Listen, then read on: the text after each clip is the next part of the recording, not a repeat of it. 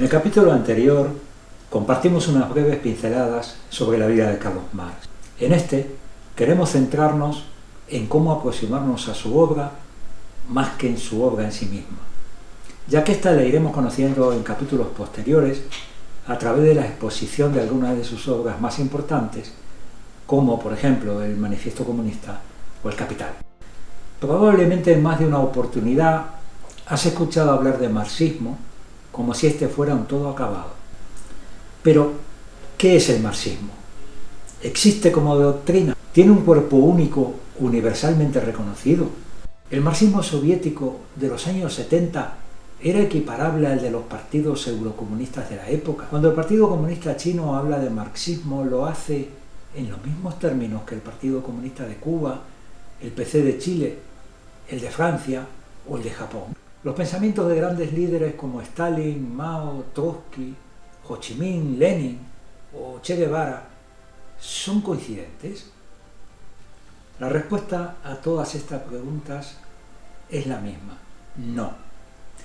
Y no solo porque los partidos y los líderes puestos como ejemplo operaron en realidades o en tiempos distintos, sino porque su interpretación del marxismo en muchas cuestiones no es coincidente o simplemente es divergente en aspectos que podemos considerar esenciales. Según cuenta Engels, Marx, al enterarse de determinadas afirmaciones que sostenía un círculo de pensadores autodenominado marxista, exclamó entre risas y con energía: «Yo no soy marxista». Entendido esto, nos surge la duda: ¿cómo debemos aproximarnos al estudio del marxismo? Una primera respuesta es, sin duda, como decíamos en el capítulo 1, hacerlo sin apriorismos, con la mirada limpia, contextualizando cada texto y siempre sin perder el sentido crítico.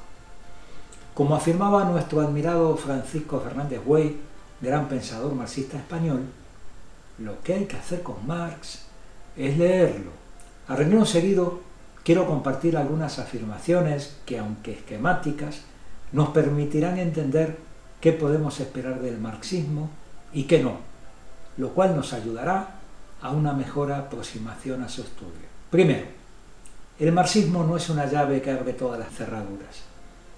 Los análisis y estudios de Marx no contienen todas las respuestas, pero a menudo nos ayudan a formular las preguntas que debemos hacer para entender la realidad que nos rodea o un hecho concreto.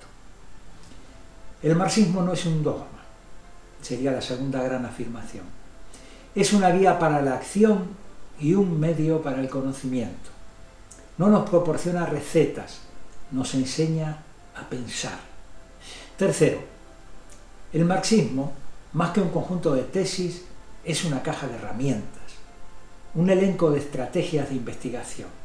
Cuarto, el marxismo es todo lo opuesto a la acomodación tacticista y oportunista que se aleje del objetivo revolucionario de acabar con el capitalismo, ya que el marxismo es teoría, crítica y práctica revolucionaria. Coincidimos con Manuel Sacristán, brillante filósofo marxista catalán ya fallecido, cuando afirma que el marxismo es un intento de vertebrar racionalmente, con la mayor cantidad de conocimiento y análisis científico, un movimiento liberador.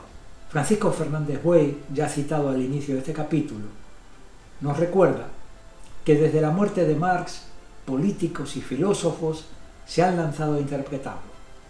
Se ha escrito tanto sobre él, continúa diciendo, y su obra, que en muchos casos se le ha desnaturalizado hasta convertirlo en un perfecto desconocido, y se ha perdido su espíritu crítico cuando toda la obra de Marx es la crítica de lo existente. Yo añadiría a esta brillante afirmación que al marxismo lo empobrecen o traicionan quienes amputan su carácter revolucionario, quienes lo convierten en catecismo y quienes se alejan de las masas y sustituyen el análisis de la realidad por consignas y eslóganes. En la desnaturalización del marxismo podemos señalar, sabiendo que cualquier categorización tiene un componente arbitrario, al menos tres tendencias. Primera, Revisionismo. Se caracteriza por despojar al marxismo de su esencia crítica y revolucionaria, abandonando la lucha por la construcción del socialismo y sustituyéndola por reformas que no cuestionan el sistema capitalista. El ejemplo más claro lo tenemos en la gran mayoría de los partidos socialdemócratas europeos que durante buena parte del siglo XX, aunque seguían proclamándose marxistas, en realidad habían renegado de cualquier planteamiento revolucionario y formaban parte del sistema.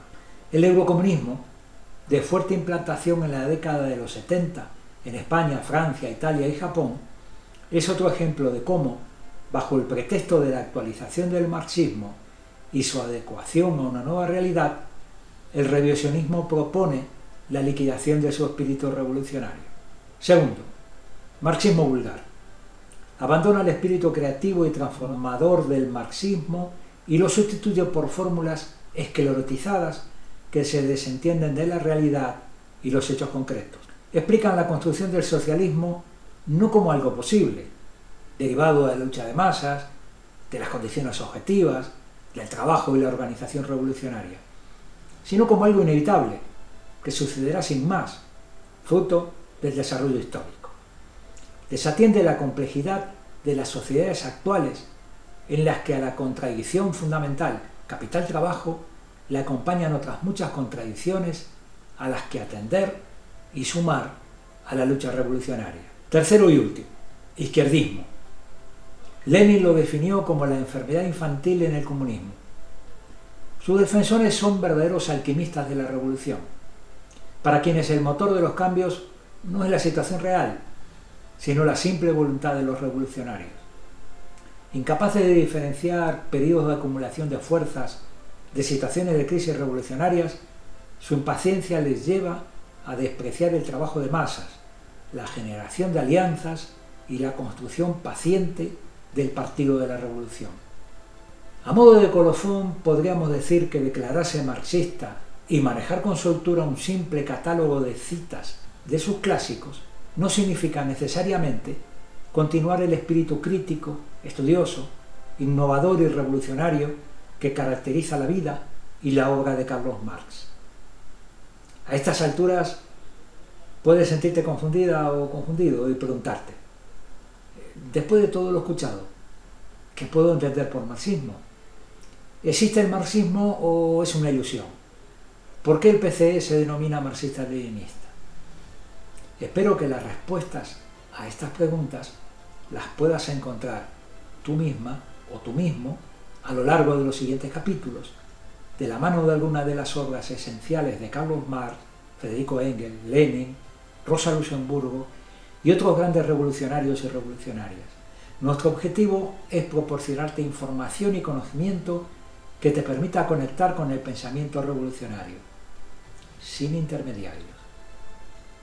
Hasta aquí el capítulo 2 de 5 minutos con Carlos Marx. En el capítulo 3 hablaremos de una de las joyas de la literatura marxista, el Manifiesto Comunista. Hasta entonces, y gracias por tu atención.